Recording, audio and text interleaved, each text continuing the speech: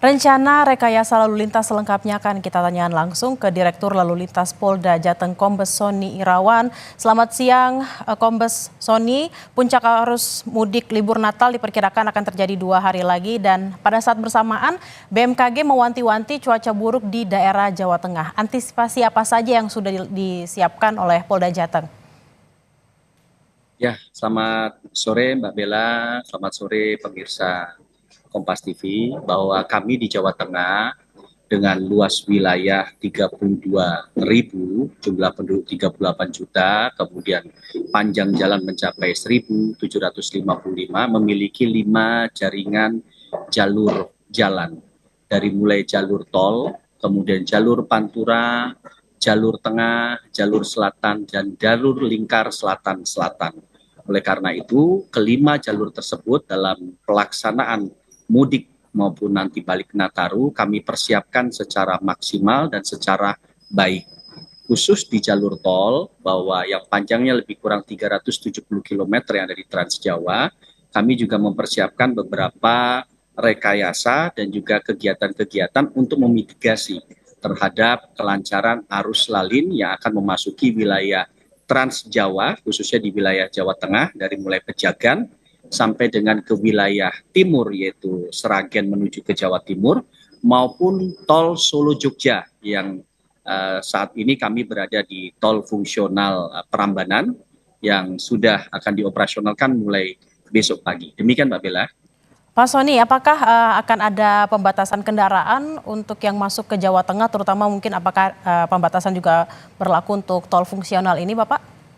Ya, jadi berdasarkan surat keputusan bersama Kementerian bahwa telah disepakati tanggal 20 Desember jam 000 ada pembatasan bagi kendaraan sumbu 3, khususnya kendaraan-kendaraan di luar yang membawa kebutuhan sembako itu dilarang beroperasional di jalan tol yang kalau di Jawa Tengah dari mulai tol Pejagan sampai dengan wilayah Sragen dan juga wilayah Solo. Di arterinya pun sama juga demikian, wilayah Pantura dari mulai Pejagan sampai ke dengan wilayah ke Demak, Rembang demikian juga. Jadi diperbolehkan ada window times atau waktu-waktu yaitu di tanggal 25, tanggal 30, dan tanggal 31. Selebihnya kendaraan berat sumbu 3 tidak boleh beroperasional di jalan tol yang ada di Trans Jawa. Jika nanti dalam pelaksanaan patroli kegiatan kami menemukan di luar tanggal tersebut, maka kami akan melakukan upaya-upaya secara soft approach, pendekatan dengan cara persuasif, dan juga untuk menempatkan pada kantong-kantong parkir yang telah kami persiapkan.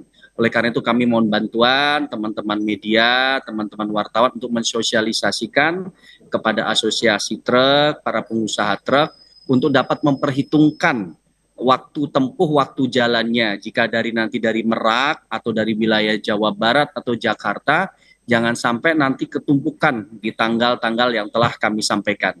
Kami ingatkan kembali di tanggal 25 itu boleh beroperasional, di tanggal 30 dan 31. Selebihnya kendaraan sumbu 3 dilarang beroperasional di jalan tol Trans Jawa, baik jalan tol maupun di arteri. Demikian Mbak.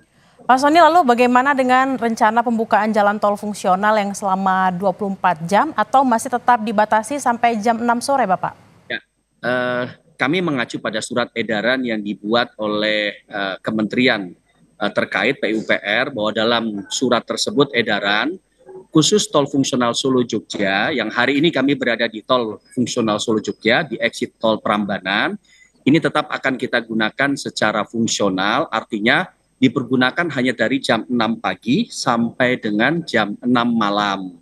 Mengapa demikian? Karena memang sifatnya masih fungsional, walaupun hasil pengecekan kami di lapangan, baik itu rambu-rambu, kemudian juga alat instruksi penerangan lainnya, dan juga marka jalan sudah memadai, namun ada beberapa yang memang belum dioperasionalkan.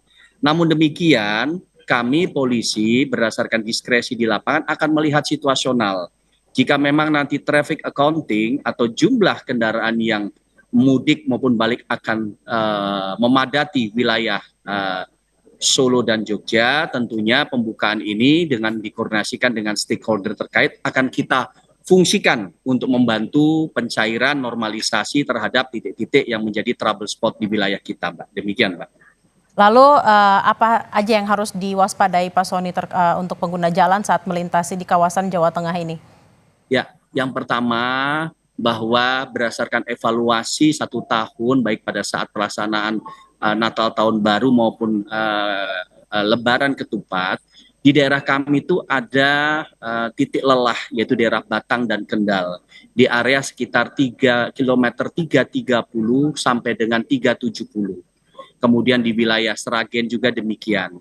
Nah, sering terjadi kecelakaan yang disebabkan akibat human error itu di daerah 330, wilayah Batang sampai dengan 370. Oleh karena itu, kami menghimbau kepada seluruh pemudik yang akan melaksanakan mudik pada saat Nataru nanti, pertama-tama bahwa cek kembali kesiapan kendaraan yang akan digunakan.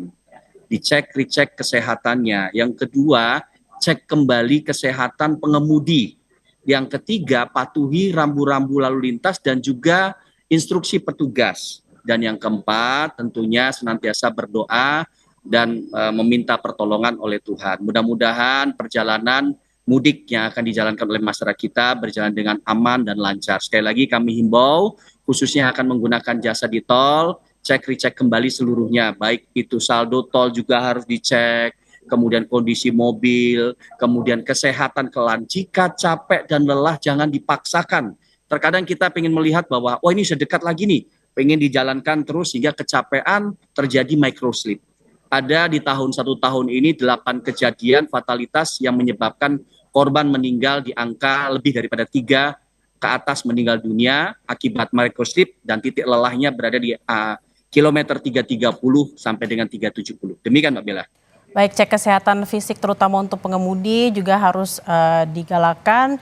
Juga nanti ada beberapa tol fungsional yang bisa difungsikan ketika puncak arus mudik untuk Natal dan Tahun Baru. Terima kasih Direktur Lalu Lintas Polda Jateng Kombes Sony Irawan. Selamat bertugas kembali, Bapak. Terima kasih Mbak Bella.